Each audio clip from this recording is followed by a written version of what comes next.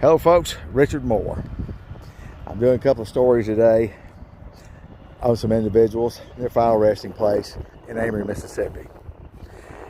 I've done these stories before on these individuals, and so I want to get right to it.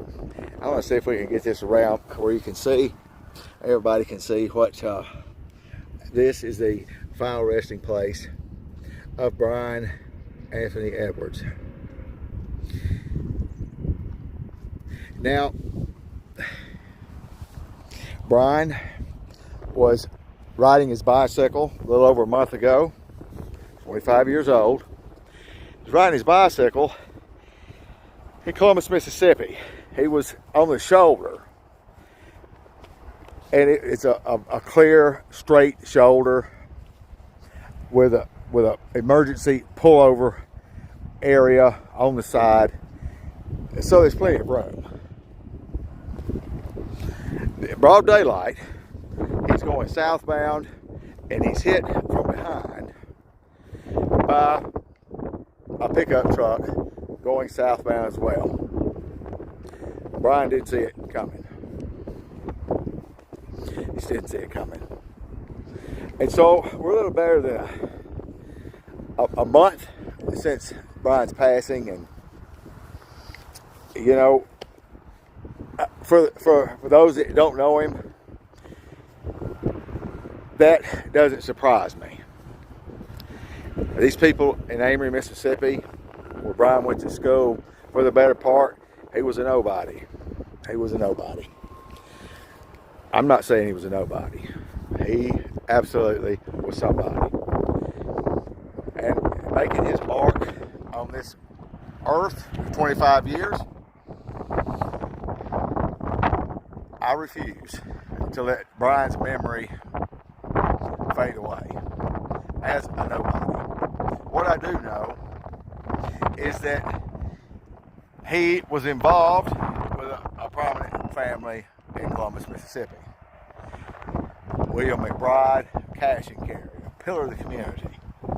In his 80s, he had to bite his lip most of the time because Bryan was living with McBride's daughter.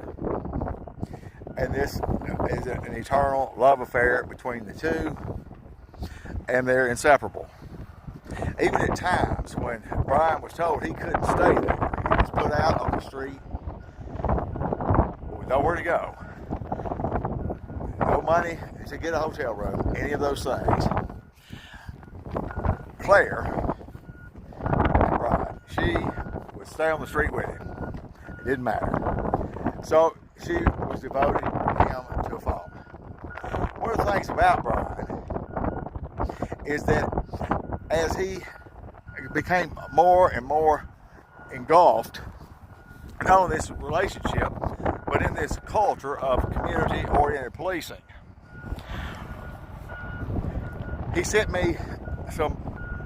This was last year, was about the last lengthy communications I received from Bryan. And it had been about a year since I had seen or talked to him.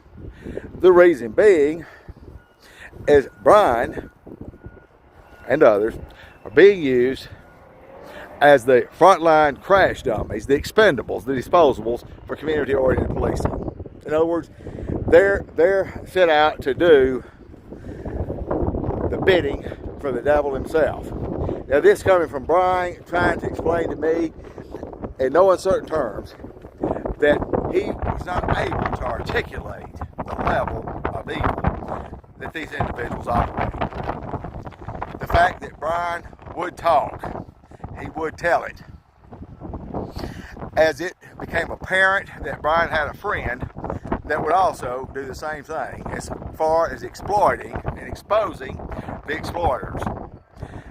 Telling the truth. This is not news. You may watch the news, WCBI, WTBA, it's news. That does not equate to truth. What I'm talking about absolutely equates to the truth. Bryan was a problem, a loose cannon. God forbid that a victim and a tormentor ever reconcile. Loose lips sink ships. Now we know that based on the report that Bryan's death is being investigated by the Mississippi Department of Public Safety. And if that gives you a nice, comfortable feeling that law enforcement is doing their job, then you might want to put that feeling on the shelf. Community-oriented policing and the head of Mississippi Department of Public Safety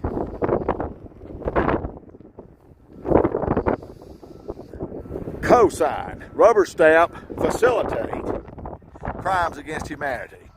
Abject denial of civil and constitutional rights of thousands of Mississippians, and moreover a national effort, and this is funded by taxpayers through the Department of Justice. This program is called Community-Oriented Policing. The window wash, the talking points is all that it is window wash and talking points. And so, Bryan had a step granddaddy, Roy Haney, a master mason, and was very instrumental in orchestrating Bryan's involvement in a program, because they hold the fear of going to jail, the fear of being home, all these things over your head. They're controlled, and in most cases they're controlled by their perceived bad habits. It's a program that is built on a foundation of lies, ran by liars. The thread of American policing is built on lies. And they have no problem with taking even our youth, because I'm telling you folks, when they say we don't want our youth on drugs, we don't want this, that's baloney. Crime pays. They're saying what you want to hear, but understand, these people are committing these crimes in broad daylight, and when they report what happened, they say, my God, this is awful. What about this investigation? Well, you know, it was on dope. And the average podunk says, oh, well, that explains it. Well, friends, let me tell you, no, that doesn't explain it. And no, that doesn't greenlight criminal behavior towards an individual because they have an addiction. We have hundreds and thousands, millions in America that have addiction problems. So would you say that we march them all to the gas chamber and just and kill them any way we want to and explain it as if drugs had something to do with it, or that green lighted, or we don't need to know anymore? I'm here to stake the claim that Bryan Edwards was not a nobody. I know that he loved the Lord. I'm satisfied that he is with God. Let me tell you something else about Bryan. I'm not the only one. Bryan has still got a friend. And as long as I am able, as long as I'm breathing, I'm going to make sure that those criminals answer. I'm going to continue to expose these exploiters. I learned about Bryan's death about 3 days after it happened. And I remember during that time, Bryan was weighing real heavy on my heart. And, you know, God has a way of preparing us for everything. And we never feel like we're ready. And let me tell you, folks, we've gotten that call before, and we're never ready for it. I wasn't ready for this, and the amazing thing about it, rarely do I ever go to this armpit called Amory, Mississippi. I was at the doctor's office in Amory, Mississippi that day, sitting in the doctor's office when the call came. I couldn't even speak with the doctor when he came in. It had reduced me. I knew instantly, after I was given the story, and that was the story that everybody was given, I knew instantly what it was. Bryan's not the first person that I've known personally. I love him like a son. That I know personally that was involved, that were being targeted or used by community-oriented policing. These creepy stalkers with badges and citizens, they're making our neighborhoods and our towns a safer place. That's hogwash. Community oriented policing is a cult. And these people are working for the people that run the pits of hell. When I left Amory, about Nettleton, a small, no nothing town outside of that, I had a white pickup truck viciously. I did capture that information. I posted it. Tried to run me into a bridge guard. Tried to run me. It was not. Somebody accidentally veered. It was very reckless. And many times, folks, I know that I can solve that problem instantly. And that's what they want. They don't care that that fool in the truck loses out, or myself. That two birds with one stone. They're disposable. It was a white pickup truck. Now, this is prior to me knowing the pickup truck that hit Bryan. I said, it better not be. I said, what kind of sick message are they trying to send me? They were aware that I got the call, and they were trying to send me a message. And my message to you, community oriented policing and corrupt law enforcement, you better speak up a little louder. It's going to take more than scare tactics. It's going to take more than these fake setups and these fake arrests and these malicious prosecutions and these crimes committed under the color of law. So it'll take more than that. I'm still here because God says I can be here. Now, let me tell you, God be for me, who can be against me? So it doesn't matter.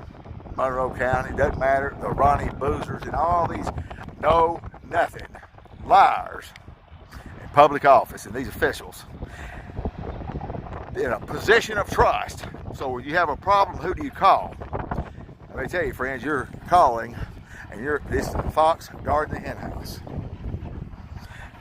Until the FBI investigates the death of Bryan Anthony Edwards and investigates the law enforcement that call themselves doing the investigation, including Lowndes County, the Lowndes County Police Department and Lowndes County Sheriff's Department, we will not have answers.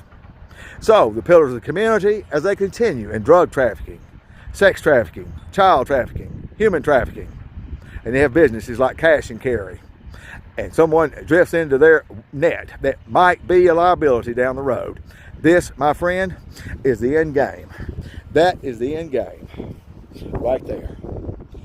And you see, it needs a little soil added to it. There are no flowers. There's no marker. Now, I mean, really? They've had time to get a placard down there. But I don't see one. Maybe I will next time. I also have a couple of memorials to Bryan on my YouTube channel. I watch those, and I've done a segment on that, and I'll continue to do that. Let me hear from you. Until next time, God bless you.